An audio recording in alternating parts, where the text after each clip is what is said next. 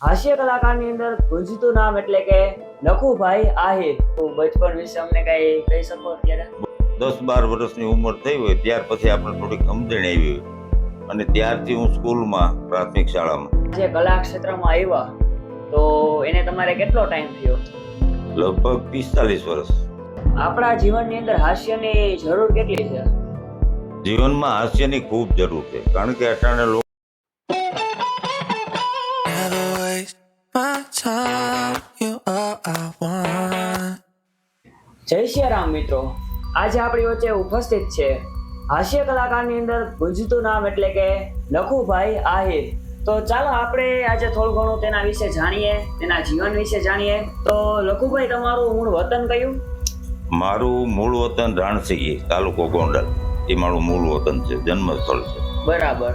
અને તમે કઈ તમારું બચપન વિશે અમને કઈ કહી શકો અત્યારે? બચપણમાં તો અટાણ સુધી કંઈ સાંભળતું ન હોય બધું, પણ 10-12 વર્ષની ઉંમર થઈ હોય ત્યાર પછી આપણે થોડીક સમજણ આવી હોય અને ત્યારથી હું સ્કૂલમાં પ્રાથમિક શાળામાં બધા ગીતો ગાવા, હાસ્યની વાતો કરવી અને બધા તકમાં બધા કાર્યક્રમોમાં ભાગ લેવો, એ મારું જીવન હતું.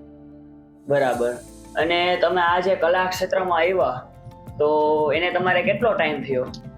લગભગ 45 વર્ષ. 45 વર્ષ. અત્યારે મારી ઉંમર છે 68 વર્ષ.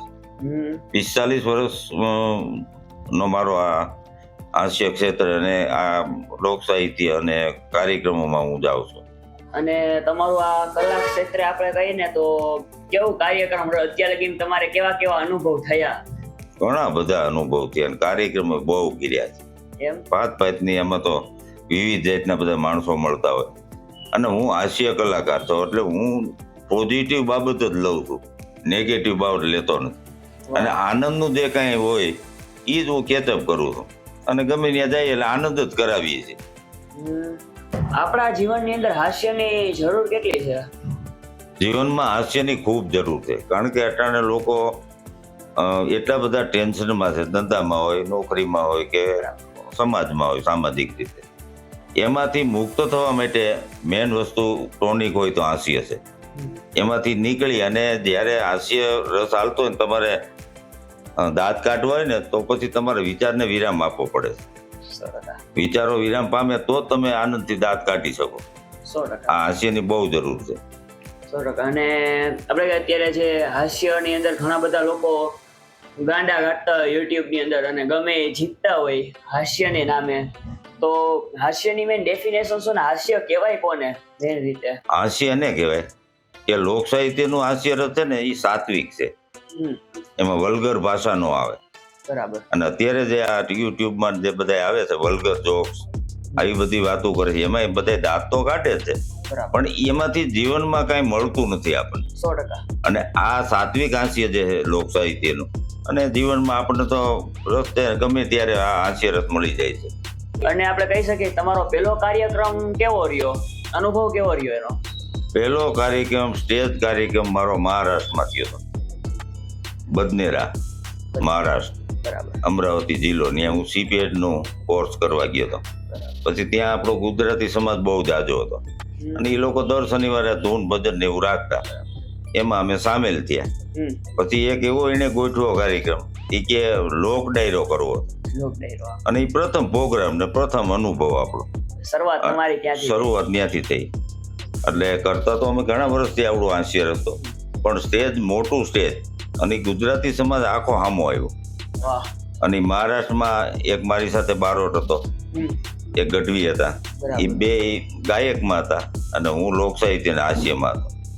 અને એટલું બધું પરફોર્મન્સ કર્યું અમે, એ લોકોને એટલો બધો આનંદ, કારણ કે એ લોકોએ આપણી કાઠિયાવાડની ગુજરાતી તળપદી ભાષા જ નહોતી આપી, કારણ કે વર્ષોથી એમના વતન, એનો જન્મ જ મહારાષ્ટ્રમાં થયો, ગુજરાતી ભાષા બોલે, પણ આપણું જે તળપદી હતું એ કોઈથી એને સાંભળ્યું નહોતું. એટલો બધો અમને રિસ્પોન્સ મળ્યો એનો. પછી તો ઘણા કાર્યક્રમો કર્યા અને ગુજરાતમાં પહેલો કાર્યક્રમ વડિયા પાસે ખડખડ રણુજા કહેવાય છે, એ રણુજામાં પ્રથમ સ્ટેજ લોક સાહિત્ય અને સંચાલન ને હાસ્ય રસ ને પહેલો પ્રોગ્રામ ત્યાં કર્યો. વાહ, ખૂબ જ જોરદાર. અને કહેવાય કે તમારો પહેલો એવો કયો જોક્સ રહ્યો કે જે તમે પહેલા પ્રોગ્રામ અથવા પહેલા કાર્યક્રમમાં બોલ્યા હોય, એવો કયો હાસ્ય કે જેનાથી લોકોને પણ ખૂબ મજા આવી અને તમારો પણ પ્રિય હોય? એવા ઘણા બધા જોક્સ છે, પણ વધારે શરૂઆતમાં જે હું જોક કરતો હા. એમાં હું ઘણી વખત એવું કહેતો કે આપણે સત્સંગ સાંભળવા જઈએ, કથા સાંભળવા જઈએ, ભજન, કોઈ પણ વસ્તુ સાંભળવા જઈએ આપણે, પછી એમાં આપણે મન દઈને પૂરેપૂરું નથી સાંભળતા, અધૂરું સાંભળી અને આપણા મનમાં આપણે નિશ્ચય કરી લઈએ કે ભાઈ આ વસ્તુ જ છે, પછી એને જીવનમાં આપણા મૂકી દઈએ, પછી એનું પરિણામ વિપરીત આવે. એટલે એને લગતું એક દ્રષ્ટાંત એટલે કે જો એક પ્રજાપતિ નો એક ગધેડો હતો. હવે ગધેડાને શરદી થઈ. બરાબર. હવે એને ખબર નહોતી કે આને કોને બતાવવું, તો એના ડોક્ટરો તો પશુ ડોક્ટર હોય, પણ એ કઈ હતા ને એટલે મેડિકલમાં ગયો. મેડિકલમાં જઈને કે મારા ગધેડાને હળખમ થયું છે, તો આને શું કરીએ તો આ હળખમ મટી જાય. એટલે ઓલા મેડિકલ વાળા એક ટીકડો આપ્યો, આવડો લાંબો, આપણે ટીકડ્યું હોય અને એ ઢોરને છે ને એ મોટો ટીકડો આપે. એ કે આ એના પેટમાં વિયો જાય એટલે એને ગરમી થઈ જાય એટલે એને શરદી વહી જાય. લીટો લઈને હાલતો હતો, પણ રસ્તામાં વિચાર્યો કે આને પેટમાં ઉતારવું કેમ. પછી પાછો આવ્યો કે આને એને પેટમાં કઈ રીતે ઉતારવું. એ કે તારે ઓલી ઇલેક્ટ્રિક ફિટિંગની પાઇપનો પટકો પીડ્યો, એટલે કે હા, તો એમાં ટીકડો મૂકી દીજે અને એને ગળ મોઢું ફાડી અને એના ગળા સુધી પાઇપ જવા દેજે, પણ જોરથી ફૂંક મારીને એટલે એને પેટમાં વિયો જાય. એટલે એ કે કઈ વાંધો નહીં, ઘરે વિયો ગયો. પાછો અડધી કલાકે લાલ સોળ થઈ ગયો, ખંદોળતો આવ્યો. આવીને ઓલે કે શું થયું, ઈ કે ગધેડાઈ પેલા ફૂંક મારતી હતી, હવે ટીકડો મને કરી ગયો. એમ આ કથા ને બધું આવે છે ને, પેલા આપણે ફૂંક મારી દઈએ છીએ એટલે ઓલા બોલતા બંધ થઈ જાય છે ને એ આપણને જે સાંભળવું છે આપણે સાંભળવા મળતું નથી. આ આવો જોક છે ને, જોક એટલો હાસ્યરસ અઘરો છે.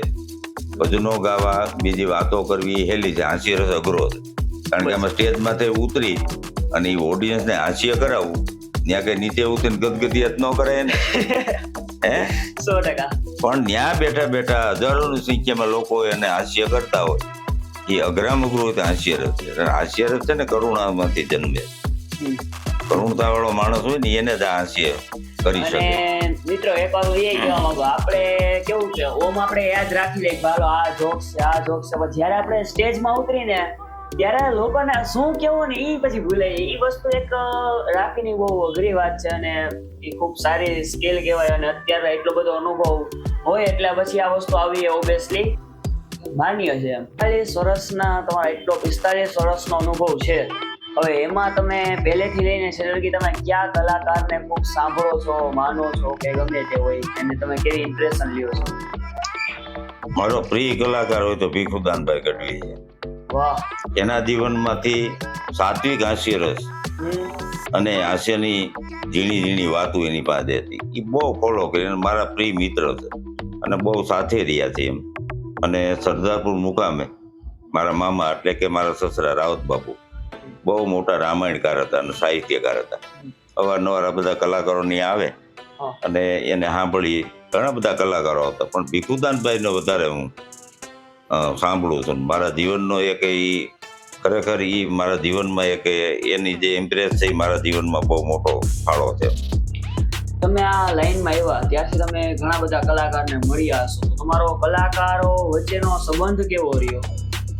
સંબંધ તો બહુ સારી રીતે બધા સાથે. અત્યારે કોઈ પણ કલાકાર હોય તો અમે એની સાથે જો મળ્યો તો એક કલાક નામાંકિત કલાકારો બધા મારા મિત્રો. બરાબર. અને બધા મને ઓળખે, હું એને ઓળખું છું, એના કાર્યક્રમો જાઉં છું. મેં રાવત બાપાનું ઘણું બધું સાંભળેલું પણ છે અને એની બુક પણ વાંચેલી છે. અને તમે હમણાં વચ્ચે રાવત બાપાને યાદ પણ કરી અને આપણે જ્યારે ચાલુ કર્યું એની પહેલા તમે કહેતા કે ભાઈ કંઈક તમારા મામા થાય, તો તમે એના વિશે મને કંઈ જણાવી શકો? એની રચના વિશે.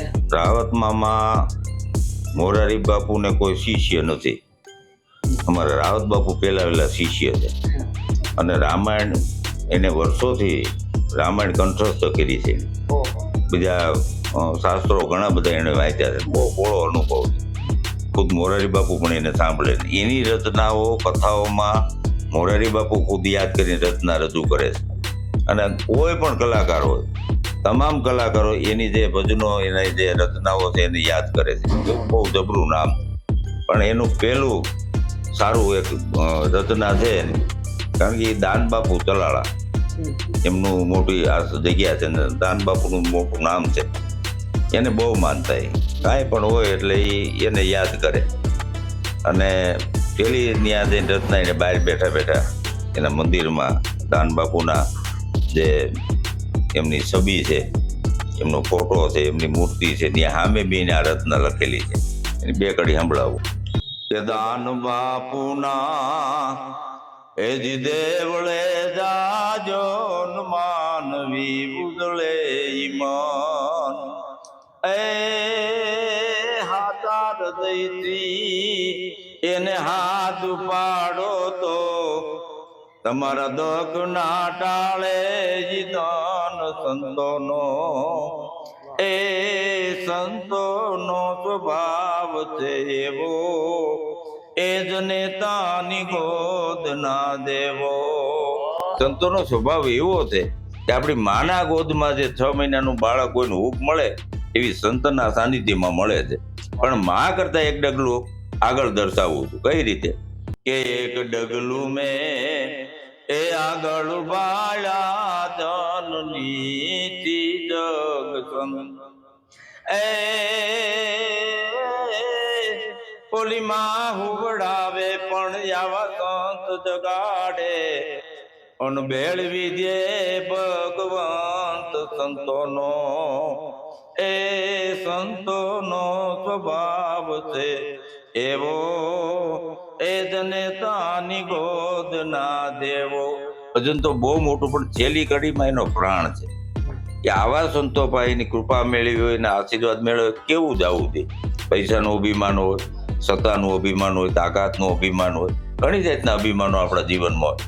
એવા થઈને તમે જાઓ એટલે સંતની કૃપા ન મળે, તમને હાથ આશીર્વાદ આપે પણ જેની કૃપા મળવી જોઈએ એ ન મળે. એટલે છેલ્લી કડીમાં એનો પ્રાણ છે કે બાળ સ્વભાવી એ રાવત બની જાન માથડું ખોળે મેં. બાળ સ્વભાવી એટલે 6 મહિનાનું બાળક હોય અને એનું જે માઇન્ડ હોય, એનું જે બુદ્ધિ હોય, એના જે વિચારો હોય કોઈ શૂન્ય જ હોય. એમાં કોઈ જાતનું અભિમાન ન હોય, વિકાર ન હોય, કાંઈ ન હોય. 6 મહિનાના બાળક જેવા થઈને એના ખોળામાં માથું મૂકી દો કે બાળ સ્વભાવી એ રાવત બની જાન માથડું ખોળે મેલ. પછી તારી જવાબદારી હોપો આવા સંતોને પછી ખલક આખામાં તું ખેલ એ સંતોનો સ્વભાવ છે એવો એ જ નેતાની ગોદ ના દેવો. પછી એની ખોળે માથું મૂકી દો, જવાબદારી હોંપી દો, પછી દુનિયાની કોઈની તાકાત નથી તમારું રૂવાડું ખાંડું કરી શકે. પણ હાથો હૃદયનો ભાવ જોઈએ. હૃદયના હાથા ભાવથી જો કરો હાકલો તો તીથરા તણો ઢીંગલો નાચે. એટલે આવી રચનાઓ ઘણી બધી છે અને અમારા જીવનમાં એમાંથી પ્રેરણા મળી છે. અને ઘણા બધા એને રત્નો 80 જેટલા એમને ભજનો લખ્યા છે. એટલે એમાં ઘણા એવા ભજનો છે કે તેમને અસર કરી છે. કોઈ પણ માણસ એને ઓળખતો ન હોય, રાવત બાપાનું નામ ન સાંભળ્યું હોય અને એનું જો આવડી રચના સાંભળી જાય તો એના હૃદયમાં પરિવર્તન થઈ જાય. આવી રચનાઓ હતી. એ 100% સાચી વાત છે. મિત્રો, આજના પોડકાસ્ટના અમને બધાને ખૂબ મજા આવી. આઈ હોપ કે તમને બધાને પણ ખૂબ મજા આવી હશે. અને આપણે પાર્ટ 2 ની અંદર એવા ક્વેશ્ચન લેવાના છે જેનાથી અત્યારના યુવાનો છે તેને આ ફિલ્ડમાં આવવું હોય, એના કલા ક્ષેત્રમાં આવવું હોય તો શું કરવું જોઈએ, સાહિત્ય કલા ક્ષેત્રમાં આવવું હોય તો શું કરવું જોઈએ, પછી હાસ્ય કલા ક્ષેત્રમાં આવવું હોય તો શું કરવું જોઈએ. તો તેના વિશે આપણે નેક્સ્ટ પોડકાસ્ટની અંદર વાત કરશી. આપણે પાર્ટ 2 આનો લઈને આવશી. તેના માટે કમેન્ટ કરી દેજો. જય શ્રી રામ. ચાલો મળીએ નવા વિડીયો સાથે. જય શ્રી રામ.